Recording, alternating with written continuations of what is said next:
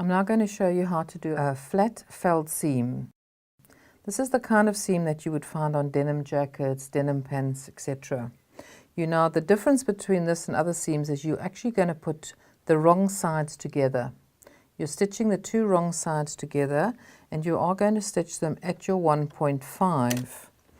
So I'm just going to stitch this at the 1.5.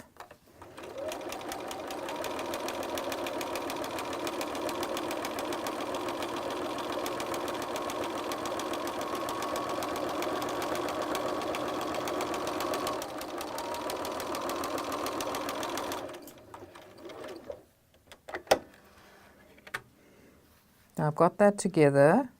What I'm now going to do is I'm going to go and iron this seam down flat. Then we are going to trim the bottom one to about 3 millimeters, turn that over and stitch it down. I've ironed this one flat like that because this is my right side and these my wrong side, so it looks like that.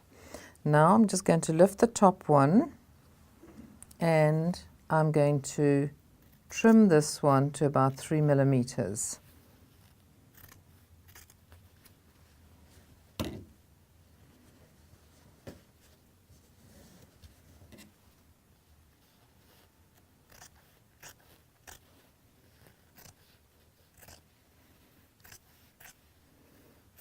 Doesn't have to be perfect, but it does need to be fairly close, but also not so close that it comes undone.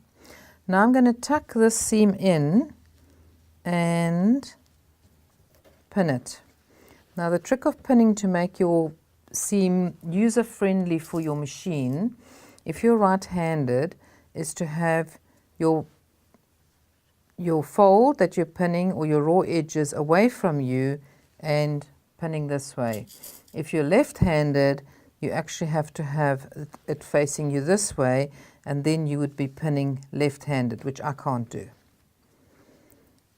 So we'll turn it over again.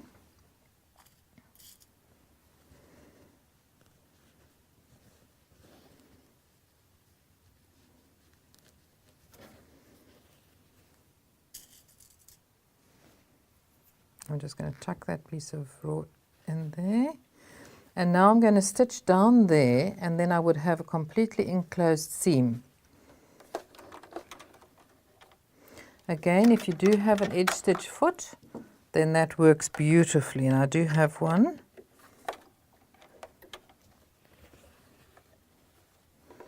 So now I'm just going to position that there, and I think I must move that over one notch.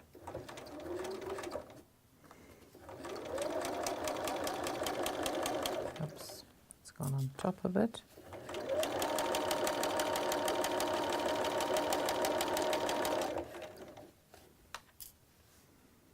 Just use my finger often just to smooth it in, get a nice straight row. And here I'm also just going to make sure that tucks in nice and neatly.